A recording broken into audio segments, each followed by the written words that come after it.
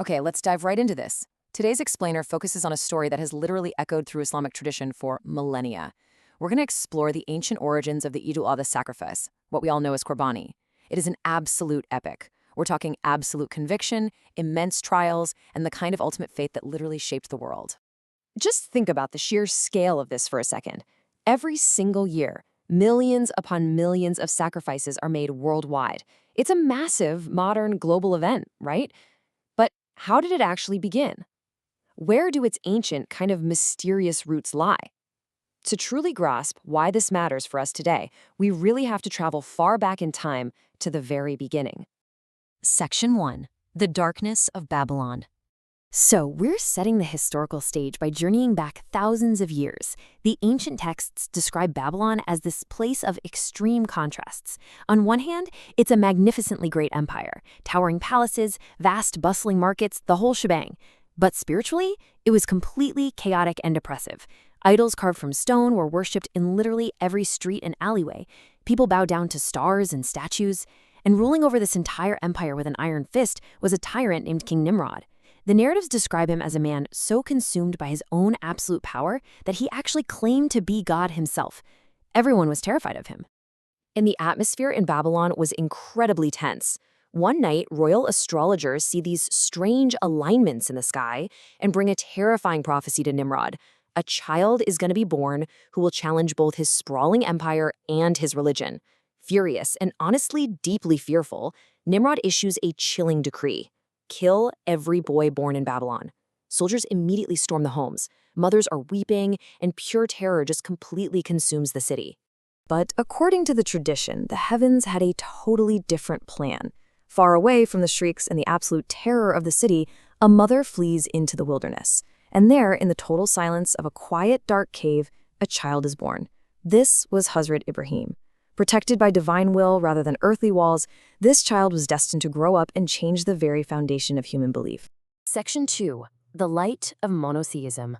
Now, what's really fascinating here is Ibrahim's unique intellectual journey. Because he grew up hidden away, his mind wasn't clouded by Babylon's normalized idol worship. Let's walk through his awakening because it's purely logical. First, he looks up at a shining star and thinks, "Is this my Lord?" But the star vanishes. He declares he doesn't love things that disappear. Then he sees the moon rising, brilliantly illuminated, but by morning it too fades away. Finally, the sun rises, the brightest and most powerful of all. Yet at dusk, it sets. Through this brilliant logical progression, Ibrahim realizes the true creator has to be the eternal maker of the heavens and the earth, a power entirely beyond these temporary celestial bodies. Armed with this profound truth, Ibrahim returns to Babylon, and he just can't stay silent. During a major festival, when the city is completely empty, he walks right into the great temple filled with these giant stone idols and offerings of food. Looking at these lifeless statues, he asks them point blank, "Why don't you eat? Why don't you speak?" Met with deafening silence, he takes an axe and shatters every single idol in the temple. But, crucially, he pointedly leaves the axe hanging right around the neck of the largest one. You can imagine the absolute chaos when the people return. They haul Ibrahim before a furious King Nimrod, who roars, "Did you break our gods?" And Ibrahim's response is just a masterclass in challenging their logic.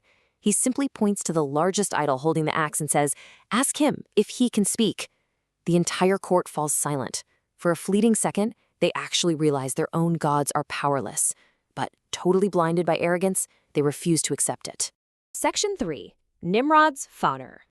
Instead of accepting the truth of Ibrahim's words, the texts tell us the empire responds with brute force. It's a stark contrast. On one hand, Nimrod orders the construction of a fire so massive, so intensely hot, that the flames are literally sky-high. We're talking total destruction. They even put Ibrahim in a catapult just to launch him into the inferno. But on the other hand, we see ultimate power. As Ibrahim is thrown into the blaze, a divine command is issued from the heavens. "O fire, be coolness and safety for Ibrahim." The roaring flames miraculously transform into a peaceful, cool garden. Right in the middle of the inferno, Ibrahim stands completely unharmed. You would think witnessing a miracle of that incredible magnitude would change everyone's mind, right? But their hearts remain hard.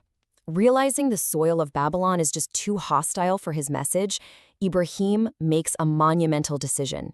He migrates.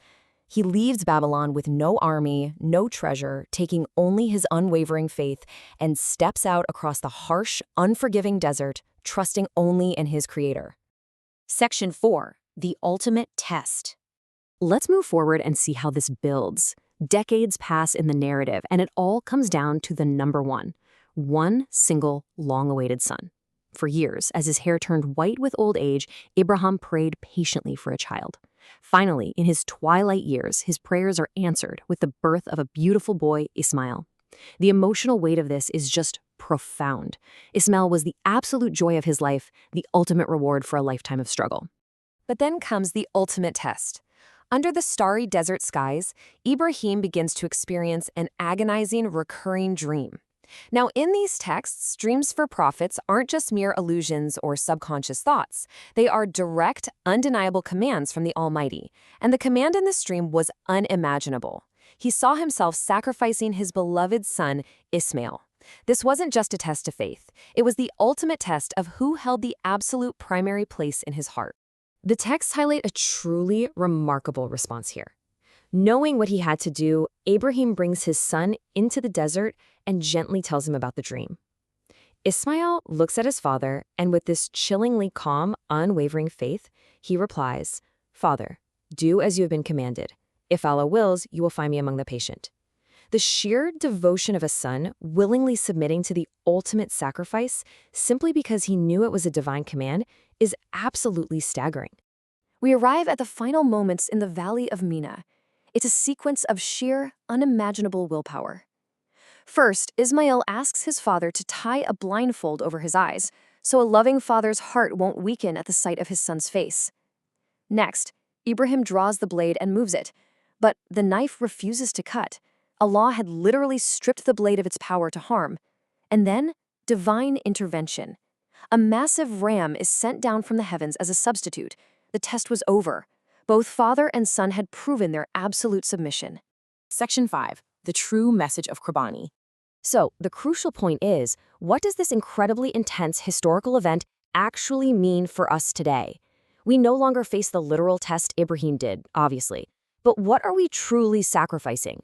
The physical act of Qurbani is deeply symbolic. We're meant to be sacrificing our accumulated sins. We're meant to be slaughtering our personal pride, our ego, and our endless materialistic worldly desires. These are our modern-day idols, the things we put ahead of our higher purpose, just like the people of ancient Babylon did. And this brilliantly illustrates the core lesson of this entire tradition. Qurbani teaches us that true faith is abandoning our own desires in the face of the Almighty's command. It's the complete and total submission of the human will to the Creator, just as Ibrahim so beautifully demonstrated when he was willing to give up his own heart's desire in the Valley of Mina. Which brings us to our final thought. It's a powerful, lingering question that every single one of us really needs to ask ourselves. What will you sacrifice today? What piece of your ego, your pride, or your worldly attachment are you actually willing to let go of for a higher purpose? Think deeply about that. Thank you so much for joining me for this explainer. Keep learning, keep questioning, and I'll catch you next time.